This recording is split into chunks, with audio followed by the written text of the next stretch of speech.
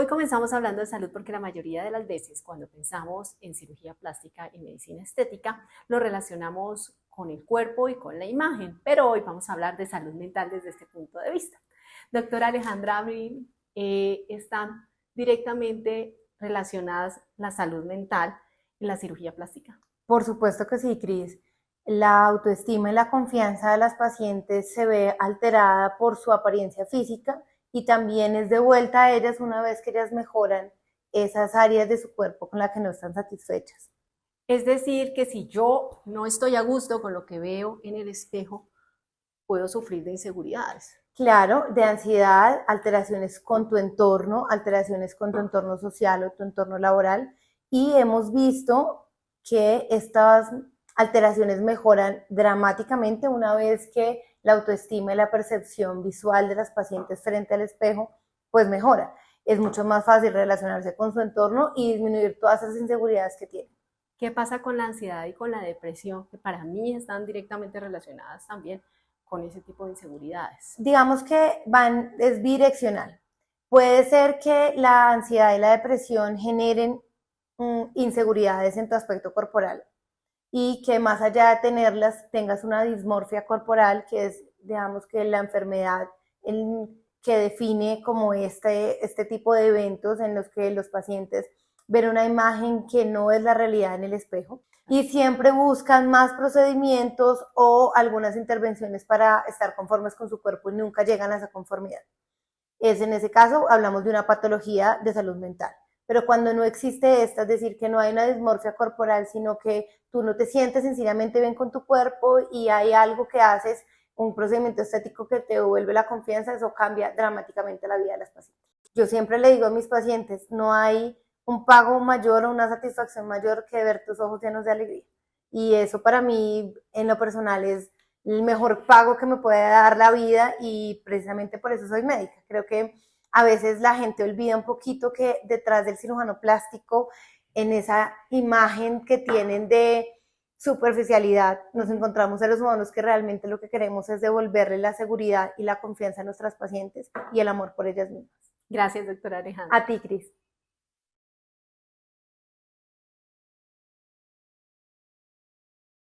Con la intención de querer ser mejores seres humanos y de sanar aquellos dolores que trae el niño interior, los actores Cristina Umaña y Juan Pablo Raba han recorrido diferentes caminos en los que han coincidido sin saberlo y otros en los que se han encontrado. En esta charla sincera en Sinceramente Cris, la visión de Juan Pablo, el hombre que en esa búsqueda llegó ante unos reyes y además asumió una misión que su ego no le permitía aceptar, y la alegría de Cristina al dar vida tras una pérdida. Para ver esta entrevista recuerda suscribirte en mi canal de YouTube Sinceramente Cris y activar la campanita para que te recuerde cada estreno. Poner la cabeza en orden y respirar Sí. en los momentos complejos es muy difícil, por lo menos a mí me cuesta. Pero bueno, los actores Juan Pablo Raba y Cristina Umaña lo lograron en la vida real y en las tablas. Sinceramente, Ahí vamos. cuéntenme. ¿Qué te puedo decir? Sinceramente, Cris, ¿qué te puedo decir? ¿Cómo se hace esto? Hay días de días, ¿no? Sí, Cris? ya hay días de días. Yo Sí. digamos que sí tengo una rutina que ya implemento en mi día a día, que es mi espacio de meditación diario. Eso no quiere decir que yo pueda respirar y a veces en los momentos difíciles no se me calienta la cabeza, pero digamos como que el ejercicio de respirar es algo que sí he implementado Sí. en mi vida, ¿sabes? Como tratar de respirar me cuesta porque además como actriz que soy absolutamente reactiva. Entonces como que eso es... Es maravilloso. Juan, yo decía que lo habían logrado en la vida real porque tú también eres un hombre que medita. ¿En qué momento de la vida ustedes dos deciden el camino de la meditación? Y bueno, lo de la meditación está muy relacionado con la respiración, digamos que aprender a controlarla, manejarla y de verdad tener una pausita cuando uno tiene la cabeza tan caliente, que a veces es como complejo. La meditación es algo que siempre ha estado en mi vida y que ha entrado y salido. Yo siempre fui muy aficionado a las artes marciales de pequeño. Las artes marciales siempre traen la meditación y respirar. Esto en los últimos años además se ha vuelto muy, muy presente en mi vida, sobre todo desde que practico ciclomontañismo. La respiración, cuando vas trepando, se vuelve algo fundamental. Y la respiración y la meditación pues es clave, y así como Cris, yo también tengo mi rutina que es sumamente importante, y es que yo me levanto muy temprano en las mañanas. Lo primero que hago es tomar mi mate y empezar a respirar, a meditar, a leer, y después toda la rutina de los niños, del colegio, ¿sabes? El desayuno, sus cosas, y después hacer ejercicio. O sea que ese momento para mí, como de 4 de la mañana que me levanto hasta las 9 que dejo de hacer ejercicio, todo ese momento es mi momento. Dios. Todo ese momento es mi momento, y en ese momento hice la traducción de la obra de teatro, ¿sabes? En esos momentos son muy importantes para mí. Pero uno dice, ay, pero esa madrugada, pero es que igual a mi hija la tengo que levantar a las 5:15 de la mañana. Si no me levanto a esa hora, no tengo un instante para mí real. Porque después ya el momento que los dejas ellos en el colegio, ya el día empezó. Sí. Pero ese momento de silencio, ese momento en el que puedo sentarme a respirar, a meditar, a poner como el día en orden, la cabeza en orden, el espíritu en orden, ¿sabes? O sea, es de suma importancia para mí. Cristo, ¿cuándo lo decides? ¿Cuándo decides como que este es un buen camino, yo lo voy a hacer, me parece chévere? Yo no sé, creo que por ahí unos 3, 4 años antes de la pandemia empiezo a tomarme un poco más en serio ese espacio para meditar. Pero con conciencia absoluta lo hago como desde el 2020. Y es como una rutina diaria que ya por nada del mundo como que me transo, o sea, como que sé que es un espacio que me hace bien, que necesito. A veces, pues no sé, viajes, la vida, el trabajo, pues como que no, hoy no pude meditar, pero eso es como que me pasa un día. Pero sí es una rutina que yo hago diario entre la meditación, el ejercicio, pero ya es un ejercicio que tiene que ver más con mi estado anímico y con mi cuerpo, pero con la salud de mi cuerpo. Con la salud, claro. Más que con el verme bien o algo así, tiene que ver es con sentirme bien. ¿Y ¿sabes? por qué? ¿Por qué la buscaste? Porque me di cuenta que sí que me hacía falta y que me sentaba bien.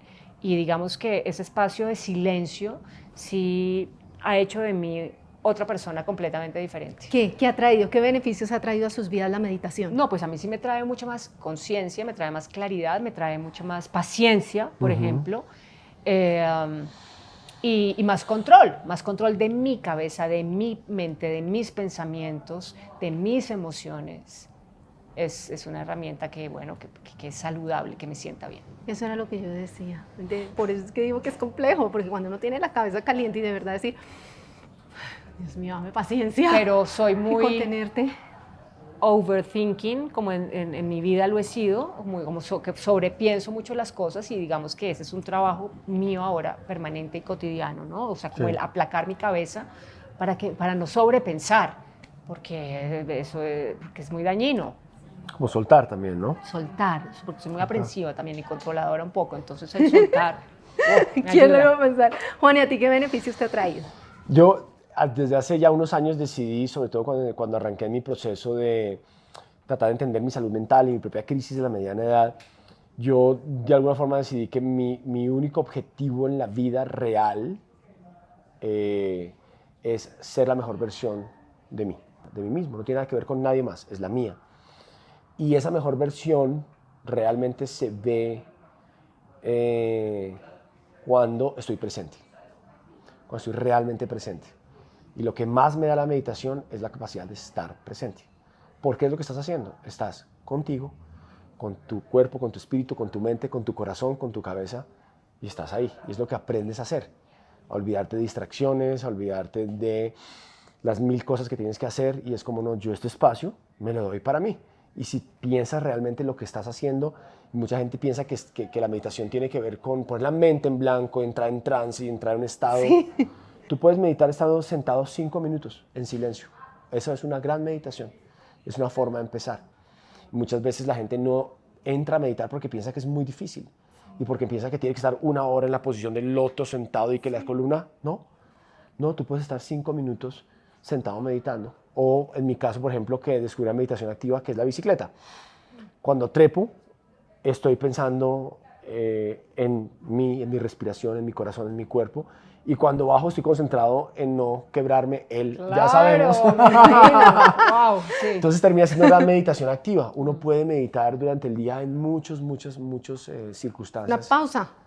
Es como parar un momento y realmente estar presente. Para mí meditar es estar presente, en el aquí y en el ahora. Ven, pero me causa curiosidad eso que dices y que eres enfático en decir estar presente. ¿Antes cómo era? Antes de la meditación y eso. Muchas distracciones. Estás todo el día pensando, o mucho futuro, mucho pasado. O sea, la o cabeza mucha todo el día culpa, funcionando. O mucha ansiedad, pero Claro. permanentemente. ¿Y eso qué es lo que hace? ¿Y qué es lo que hace esta hiperconexión que tenemos hoy en día? No estamos presentes, porque estamos ahí en... sí, tienes Ay, razón. esa casa en Sicilia, qué linda esa casa. Ay, ¿qué está haciendo mi compañera? ¿Qué estoy haciendo? ¿Y yo por qué no soy Y el millonario? Ay, qué lindo El ese perrito. gatito. Y yo, pero espera un momento, si yo tengo en mi casa plantas, tengo hijos, tengo todo este aparato que tengo que cuidar, tengo una relación de pareja hace 14 años que tengo que nutrir, tengo que oír a mis hijos, entonces, pues, ¿cómo logras eso? Realmente estando presente. Y es fácil decirlo, pero no es fácil hacerlo. Juan, tú estuviste en Bután hace poco y terminaste allá por una visión que tuviste. Cuéntame cuál fue esa visión, con quién fue y qué pasó ahí en ese momento. En un momento de mi vida en el que me sentía muy solo, muy perdido, muy intranquilo, se cruza un arte marcial que es el Aikido. El Aikido me lleva a la meditación trascendental. La meditación trascendental me lleva a empezar a mirar hacia adentro y a dejar un poquito la ansiedad de qué voy a hacer y qué necesito y yo quiero. Y eso me lleva a un sueño. Y en ese sueño, yo no recuerdo mucho mis sueños, pero los que recuerdo muy claros. En ese sueño, una figura, y lo comparto abiertamente porque creo que es una información muy útil para compartir, una figura como una especie de Buda estaba en el salón de mi casa y él me estaba enseñando a meditar con colores. Y él respiraba un color y entonces su cuerpo se convertía en ese color y después ese aire salía y después su cuerpo respiraba otro color y de repente su cuerpo se convertía como una especie de arco iris, que realmente eran los colores del chakra. Más lindo. Me desperté y era tan claro que dije, pues yo voy a empezar a practicar esa meditación. Empecé a practicar esa meditación y después de unos meses, después de una sesión, me fui a dormir y tuve una visión muy clara. Y en esa visión un monje era occidental, vestido de azafrán, me dijo, ven a Bután. No me jodas. Ven a Bután, así me dijo. ¿Eso Y pasó hace cuánto tiempo? Eso pasó hace 25 años más o No menos. te ¿Qué? creo, Ah, no ¿hace te puedo 25 creer, años? porque el viaje a Bután es reciente. Un poco más inclusive, creo que fue hace, no más, fue hace como... ¿Y lo de esta respiración Fue hace también? como 27 años. ¿Lo de la respiración también? ¿Sí? O sea, todo ese No, sueño, eso ese fue después, el sueño. Eso después ya yo lo adapto como a lo que él me transmitió, lo empiezo a adaptar a una meditación. Pero entonces me levanto al día siguiente y apunto, Bután lo escribí mal porque nunca había oído hablar de Bután. Voy al café internet. En esa época. Exacto.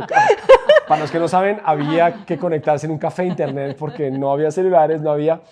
Y los computadores, además. Cuando veo lo que era la clave. Bután, y dice Bután es el reino, se considera el reino sagrado de Bután, donde era muy difícil entrar, donde había que pedir permisos especiales, donde era el sitio en el mundo donde más templos budistas había per cápita, un país sumamente espiritual, y yo me asusté, porque dije, no, espérate un segundo, ponle que te vas, ¿no? Te vas a Bután y alguien te dice, te estaba esperando, ¿dónde estabas? O sea,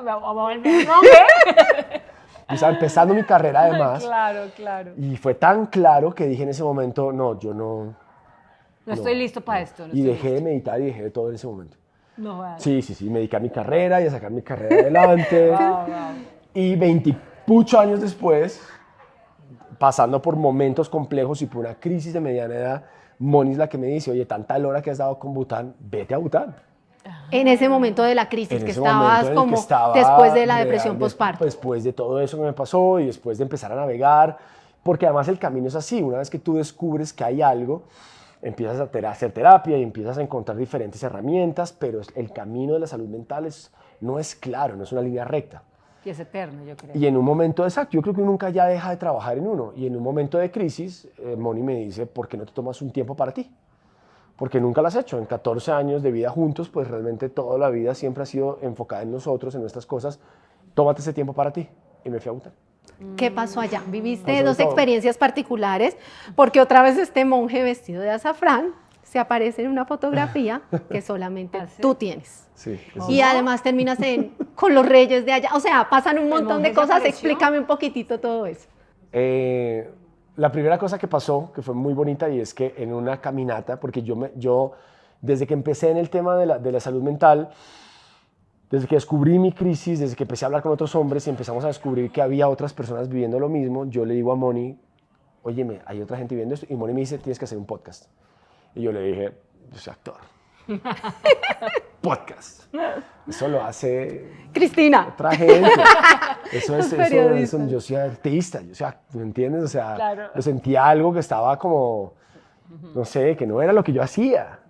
Y lo primero que pasó muy interesante en Bután es que después de una larga caminata, 6 horas para ir a un templo específico, cuando me senté en ese templo tuve el mensaje claro, tú vas a volver a Colombia y vas a hacer un podcast de salud mental. No. Wow. Así, directo.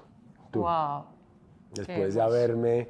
Y llevaba ya 3 años diciéndole a Moni que nada que ver. Llega ese mensaje.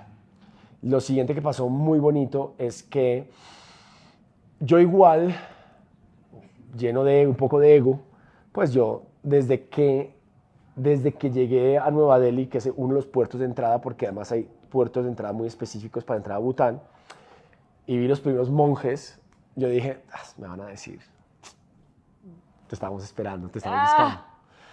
¿Qué tal? Estás en un viaje espiritual, pero hay mucho ego igual. Claro. Claro. Y yo iba a estar 10 días allá, y durante los primeros 7 días yo estaba esperando ese momento en el que alguien me iba a decir como, Pero de pronto por el sueño también. bienvenido. Claro, pero estaba convencido, pero hay mucho ego. Y ya en el séptimo día me enfermé. Me dio una maluquera, una cosa muy impresionante. Y le dije al guía en ese momento, porque yo le dije a él, yo quiero vivir como viven ustedes. Yo quiero dormir en las casas de los locales, quiero comer la comida de ustedes. No quiero nada de lujo, no, yo quiero caminar, quiero meditar. Y le digo ese día, necesito que me pongas en un hotel. Necesito estar 24 horas en un hotel, necesito curarme de esta maluquera que tengo. Y efectivamente pasé 24 horas en ese hotel. Yo tenía unos compromisos con Sami Besudo, con Nadia, que me ayudó literalmente a llegar hasta allá. Y yo pues iba a hacer unos posteos, pero yo le dije a todo el mundo, yo no voy a tener redes sociales en mi teléfono, no voy a tener nada. Voy a comunicarme con mi esposa de vez en cuando para saber que están bien. Y ese día en el hotel, como que dije, bueno, ya que le dije a Moni, le dije, ¿será que ya me devuelvo realmente? ¿Qué bobada esto? ¿No? Como tan lejos, buscando qué. Y nadie te preguntaba, Juan Pablo, exacto, esperábamos. la búsqueda es ahí, ya tuve el mensaje fue claro, es en Colombia, es un podcast. Digo, yo ya este viaje ya fue. Y ella me dice, te vas a quedar hasta el final porque qué lío ahora volverte, pasa la maluquera. Y en esa maluquera dije, bueno, tengo unos compromisos, voy a subir algunas cositas ya de Bután como para empezar ya, ¿sabes? Ya fue, ya está. Y listo, se me pasa la peste, paso ese día, subo como un video cantando en un carro con el guía una canción de pop de Bután. Y al día siguiente estamos en un museo. Íbamos a ir al museo, después íbamos a hacer una caminata y el guía me dice, Juanpa, dame un segundo porque tengo que tomar esta llamada. Ve al museo, salgo al museo y me dice, ¿te importaría cambiar de planes un momento? Y yo, sí, claro, no pasa nada. Y es que me dice, hay alguien que te quiere conocer. Y yo, ok, es que vieron como un story tuyo en Instagram y que te quieren conocer porque conocen tu trabajo. Y yo, ¿qué? ¿Qué es eso? Bueno, claro, de una. Y vamos y llega un agregado militar que es la mano derecha de los reyes de Bután. Se llama Karma y una conexión inmediata. Y empezamos a hablar y me dice, me encantaría que hubieras haber sabido antes que venías para prepararte como algo, ¿sabes? Como yo, bueno, la próxima vez que venga. Y me dice, ¿y por qué viniste acá? Y le cuento mi historia, le cuento el monje, le cuento la visión, y él solo me miraba y me miraba, y me dice, ¿me puedes regalar un minuto? Y yo, claro. Y me dice, me da mucha emoción, viene Carmen y me dice, sus majestades preguntan si no sería mucha molestia cambiar tus planes de esta tarde porque les gustaría recibirte en su hogar. No. O sea, pasó todo al final. ¡Qué belleza! Juan. Y yo era como, pues, obvio. Nos devolvimos a la ciudad que estábamos el día anterior. y efectivamente la reina y el rey de Bután me recibieron en su casa. Qué Y belleza. comimos pasta, me prepararon noodles súper picantes además, y conocí a sus hijos, y hablamos de la vida, y le conté al rey de Bután mis planes con el tema de salud mental, y yo lloraba además, y este man miraba como... Me habló de su salud mental, me habló de sus herramientas. Qué lindo. Exacto. O sea, y te enseñó. Sí, y es un tipazo. Al día de hoy todavía nos mandamos fotos de la familia. Tienes y que regresar en viajes. familia con todo tu combo. Pues es lo que permanentemente pues, me piden que haga, y es que lleve a mi familia, Qué porque belleza. quisieran que tuviéramos como esa experiencia. Es un lugar muy especial. Tienes que ir y encontrar Wow. el monje Es vestido un de lugar- azafrán. Es un lugar muy, muy, muy especial, con una vibración pues, que es muy particular. Cris, en este mismo camino de buscar como la sanación y todo esto, tú haces una terapia con cuencos justamente tibetanos. ¿Qué es eso? Sí, yo creo que ahí he estado como en la búsqueda siempre, solo que he sido bastante indisciplinada en la vida. Pero hace muchos años que también estaba ahí como en muchas preguntas, en mucha búsqueda, me encontré con una terapeuta que trabajaba en un lugar muy particular porque era un templo católico o cristiano, católico yo creo. No me acuerdo como muy bien el lugar, y ella trabajaba con cuencos tibetanos, entonces lo que ayudaban, te los ponía en diferentes partes del cuerpo y ayudaba como a alinear tu energía y a desbloquear, ¿no? Campos energéticos que tuvieras ahí como bloqueados. Y fue muy especial y muy bonito porque yo empecé a ir a terapia con ella y ella simplemente ponía sus cuencos y yo me dejaba llevar y los cuencos hacían su trabajo. Y ella era discípula de un monje tibetano que además que llegó a Colombia en esa época, y era muy bonito porque yo le decía, tuve la oportunidad de hablar con él, y entonces yo le decía, pero ¿por qué lo haces aquí en un espacio que es católico? Y él decía, porque la palabra siempre es la misma y la doctrina termina siendo un poco la misma, y la forma en la que la gente me va a entender aquí es mucho más a través de su propia mirada religiosa, que era a través de Jesús, ¿no? Entonces los maestros finalmente siempre vinieron a compartir lo mismo en esta experiencia humana, ¿no? Y él lo hacía por eso a través de ese templo, era muy bonito.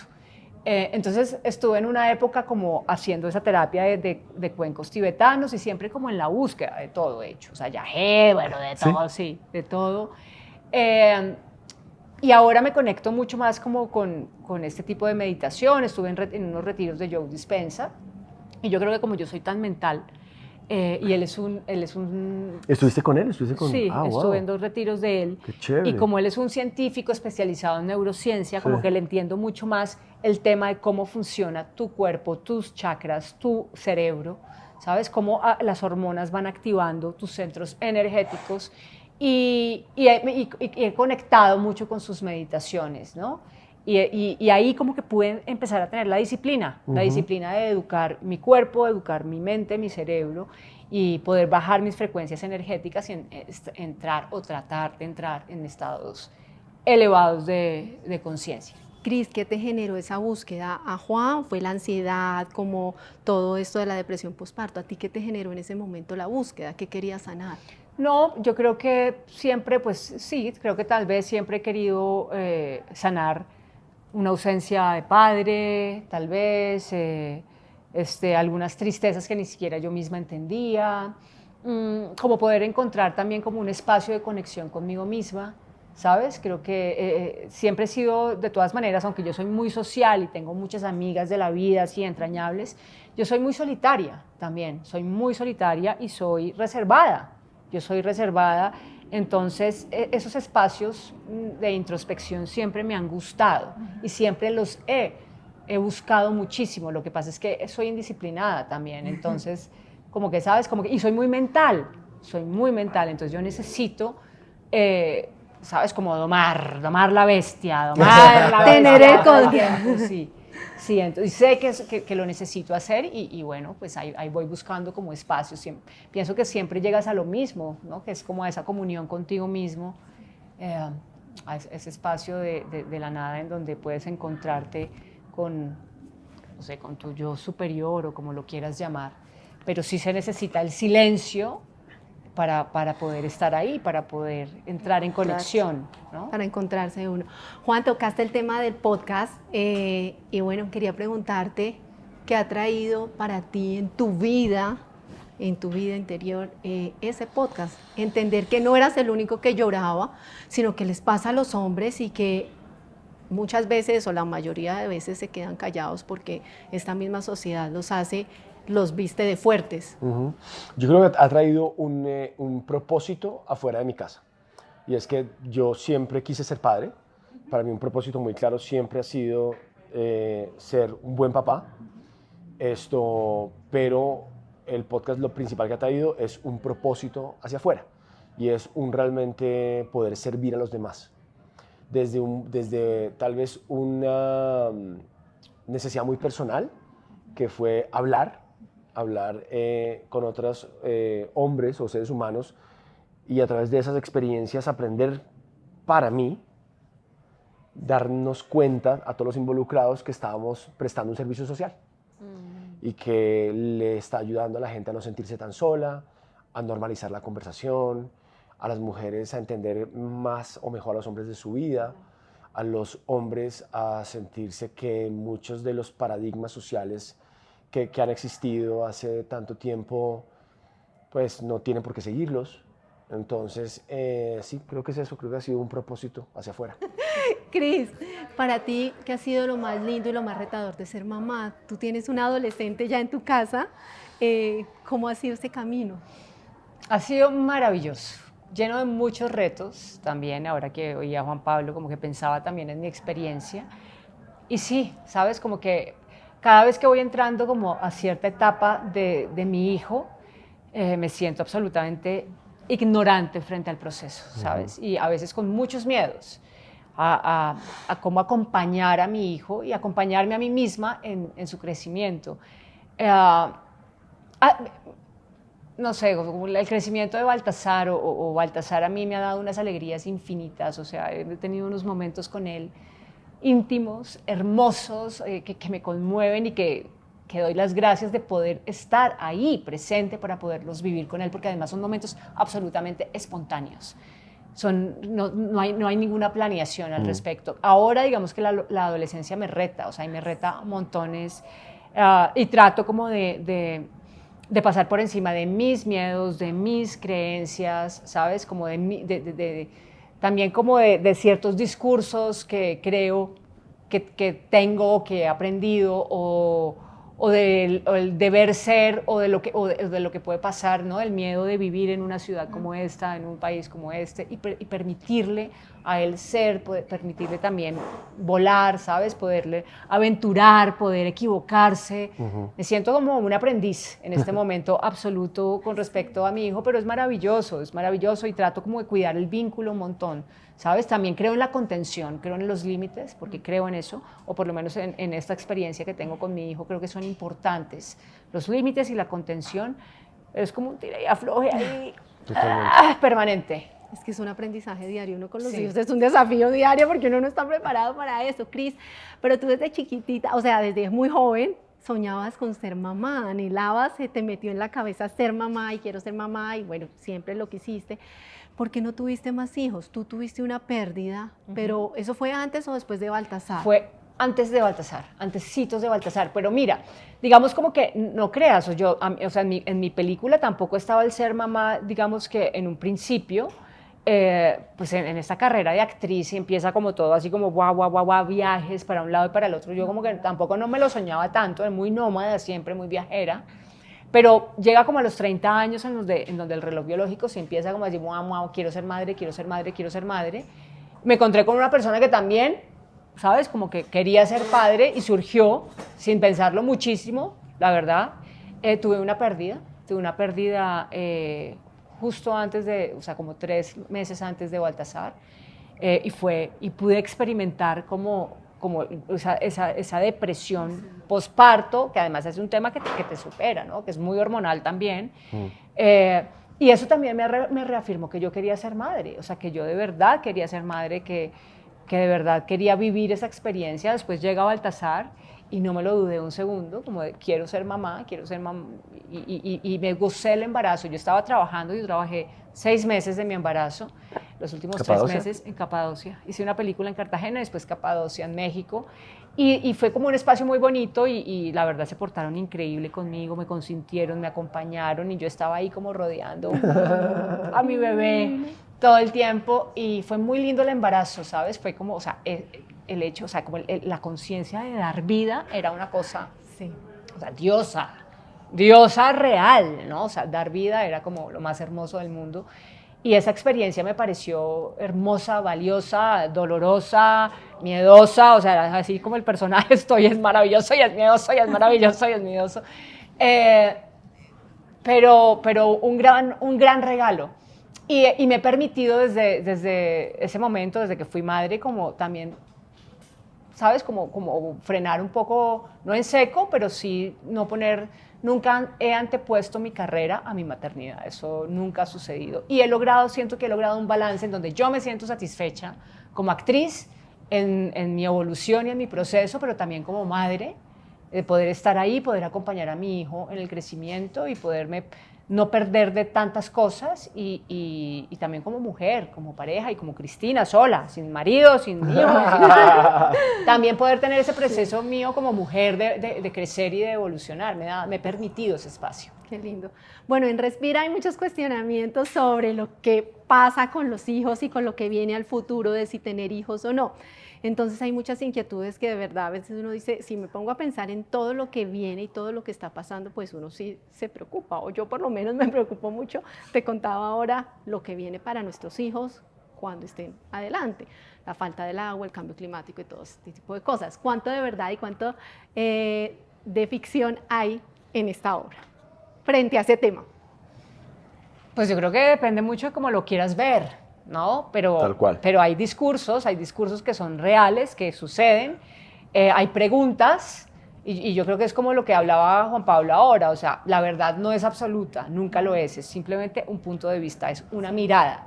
Y yo creo que él un poco cuestiona también, ¿no? Pone sobre la mesa esas distintas miradas, hablo del dramaturgo, esas distintas miradas que hay hoy, estos discursos que se han personalizado, tantos, éticos, morales, sociales, políticos, ambientales, y hace un cuestionamiento sobre lo que es también la humanidad, ¿no? La existencia en sí. Yo creo que en ese sentido es trascendental, pero nunca es mamerto en su discurso, al contrario, es muy cínico, sí. Y creo que finalmente pues es como tú lo mires y como tú lo abordes. Yo creo en la esperanza 100%, y yo creo en que está bien creer que siempre se puede y en que todo va a ser mejor. Ese es mi pensamiento. Yo no consumo mucha información, lo hago por salud mental, también he aprendido, y quiero llenar a mi hijo de esperanza, y me lo pienso porque va a venir al estreno y digo, ok, va a haber esto, pero después vamos a tener una conversación. Claro. Vamos a tener una conversación importante porque yo creo mucho en la esperanza. Claro, porque hay muchos cuestionamientos ahí. Sí, pero creo en la responsabilidad también, y eso sí. me deja mucho esta obra de teatro. Una responsabilidad sobre el consumo, sobre el estar aquí, el estar en esta tierra que compartimos todos, en este planeta. Creo que hay una responsabilidad social, ética, creo que la hay, pero el miedo hay que dejarlo atrás, es como mi mirada y mi pensamiento. ¿Tú, Juan? También soy muy afín a ese pensamiento de Cris. Yo creo que la obra lo que plantea es una conversación, pero lo hace desde un punto muy equilibrado, ni en pro ni en contra. Es como que aquí está, vamos a hablar de esto, es una conversación importante y deberíamos tenerla, pero en lo personal, y también es algo como que se toca un poquito en la obra, y es que también hay mucha información. Y en esa cantidad de información también nos perdemos en mucha información falsa, y nos perdemos también en mucho amarillismo, ¿sabes? Y así como pasan cosas malas, pasan cosas muy buenas, y así como hay gente haciendo cosas desastrosas, hay científicos encontrando cada día soluciones y cosas para hacer. Entonces, yo tampoco pierdo la esperanza, y yo creo que desde esta orilla, y desde este hogar, y desde esta crianza, pues siempre el mensaje será vamos a hacer cosas buenas, o sea, sigamos adelante. Siempre han pasado cosas malas, siempre han habido situaciones críticas para la humanidad. Pues nosotros crecimos en la Guerra Fría, en donde literalmente, pues a mí me metieron en la cabeza que en cualquier momento, pues el mundo se iba a acabar porque Rusia iba a lanzar un misil, Estados Unidos iba a lanzar otro. Ahora tenemos otras preocupaciones. Pero yo recuerdo días de angustia estando pequeño, en decía, bueno, ya, pues mis papás van a morir, todos vamos a morir porque ya es el momento. Ya llegó el momento de la Guerra Fría y alguien va a apretar el botón. Bueno, y que hablamos de este país en el que vivimos Exacto, y acá, ¿me entiendes? Y nosotros que vivimos también una época en donde Pablo Escobar ponía bombas, y yo recuerdo el día donde se puso la bomba. O sea, cada época tiene su afán y tiene sus preocupaciones. Si no podemos, hay un libro de Homo Sapiens, el de Yuval, que es una cosa maravillosa. Dice, ni por un segundo creas cuando te dicen que todo tiempo pasado fue mejor. O sea, la Edad Media era rock and roll, ¿sabes? Entonces, bueno, cada tiempo también tendrá su afán y ahora tenemos cosas que resolver. Lo que sí me parece es que este exceso de información, este exceso de ecoansiedad tampoco lleva a ningún lado. Y yo, no sé, como que abogo un poco porque también los colegios frenan un poquito esto, porque no podemos estarle metiendo a un niño de 10 años en la cabeza como, no, ya todo se fregó y todo se acabó y ya no hay para dónde ir. No, sí se pueden hacer cosas. ¿Qué tal si empezamos a criar más bien desde la esperanza, Qué lindo, sí. desde el sí se puede, de usted es agente de cambio? Es como, sí, están pasando cosas, pero también pasan cosas maravillosas y todo el día se descubren cosas nuevas y todo el día hay gente que está haciendo cosas buenas por el planeta. Claro. Hablábamos de las dificultades y de todo esto y de la esperanza también. Yo creo que todo converge para mí en Dios. Yo creo demasiado en Dios. Quería preguntarles ustedes a qué se aferran en este tipo de momentos. Pues mira, yo sí creo mucho, o sea, desde mi lado espiritual, sí creo como en una fuerza superior, o sea, en el nombre que le queramos dar. Yo sí creo en Dios, creo en los ángeles, creo en los seres de luz, creo en que tenemos que ser muy cuidadosos con nuestros pensamientos y nuestras emociones, porque sí creo que somos energía y creo que atraemos lo que vibramos, 100%. Entonces hay que estar cuidando y limpiando nuestra energía para vibrar, porque somos energía y de eso estoy convencida, para vibrar en esa frecuencia que queremos, ¿no? Creo en que el mundo es también lo que construyes de él. Creo que tienes el poder de manifestar y de crear tu mundo y tu entorno y de poner tu granito de arena en el pedacito de vida que te corresponde, ¿no? Con tus amigos, con tu familia, con tu vecino, con tus compañeros de trabajo. Creo en eso. ¿Tú, Juan? Yo creo en Dios, no creo en ninguna religión. Yo creo que Dios está en nosotros y todos somos Dios y todos somos parte de esa gran experiencia que es Dios. Creo en la naturaleza. Creo que no hay mayor expresión de Dios que estar en una montaña o estar en el mar. O sea, no hay nada más milagroso, o sea, que una gota de agua. O sea, para mí Dios está ahí y Dios está absolutamente en todo y nosotros decidimos de qué forma vivimos esa experiencia de Dios, sea la vivimos a través de la luz o de la oscuridad. Sí, es verdad. Y todos los días lo decidimos. Creo mucho en el libre albedrío, creo mucho en la acción y reacción, creo mucho en la energía, creo mucho en el poder de la decisión, en el amor sobre todo, y creo que últimamente esta experiencia humana es amor, es dar y recibir amor de muchas formas diferentes. Eso es lo que creo, y creo en mí. Sentiste el amor de Dios, me imagino, ahora que tu chiquitín salió sanito de esa cirugía. Sí, pero el amor de Dios también se siente en momentos difíciles. El amor de Dios también se siente inclusive en cosas que crees que no son positivas. El amor de Dios está en todo, ¿me entiendes? Porque el amor más grande que tenemos justamente es el del libre albedrío. Realmente es como, aquí está, ¿me entiendes? O sea, hubiéramos podido decidir no operar a Joaquín en su momento, ¿no? Como del miedo nos ha podido ganar la partida y decir no, qué miedo. Yo el momento que más miedo he sentido en mi vida es cuando le suelto la mano a mi hijo y se lo llevan al quirófano. No. Bueno, pero termino esta entrevista preguntándoles ¿con qué sueñan? Wow, bueno, tengo como miles de sueños, pero sueño con que mi hijo crezca sano, que crezca con un propósito, que pueda tener una vida tranquila, que pueda tener una vida feliz. Sueño con, por supuesto, con un mundo mejor, claro que sí, con un mundo en el que todos podamos estar mucho más conscientes, más tranquilos, con más equilibrio en general, en todo sentido. Sueño con poder estar más presente y consciente cada día, poder compartir con la gente que quiero, poder seguir creando, poder seguir teniendo espacios creativos, porque creo que nosotros, o por lo menos en mi profesión, siento que somos canales también que transforman a la gente desde muchos lugares, y es algo que me gusta, es un propósito que he encontrado también que tengo y que disfruto, ¿no? Entonces sueño con poder seguir haciéndolo, con seguir aprendiendo muchas cosas en la vida, que siempre pueda tener esta actitud de aprendiz, ¿no? Y bueno, ese es uno de los poquitos sueños que tengo. ¿Tú, Juan? Yo sueño con mi mejor versión, la mejor versión de cada uno, con que todos podamos vivir la experiencia del amor de la forma más pura y bonita que podamos, ¿sabes? Y también sueño con un mundo mejor y con una experiencia humana lo más plena posible para todos, y con que todos podamos sentir como esa gota, esa presencia divina en todo y en todo lo que hacemos permanentemente. Chicos, gracias por esta charla tan linda, por esta charla sincera y desde el corazón. Ay, tan linda, gracias. Gracias. Delicioso.